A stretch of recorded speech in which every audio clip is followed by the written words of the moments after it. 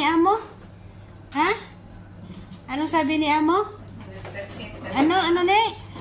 100% yung gimat.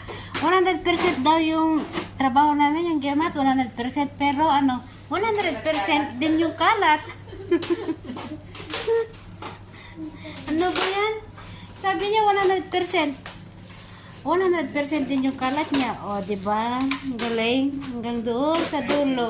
Hanggang doon sa dulo. Kanina walang kalat. Tapos biglang nag 100% talaga. O, diba? Nagkalat. Ay, ako. Ubus na yung linuto namin na Yung sa atin, Ano na lang, sabaw na lang natira.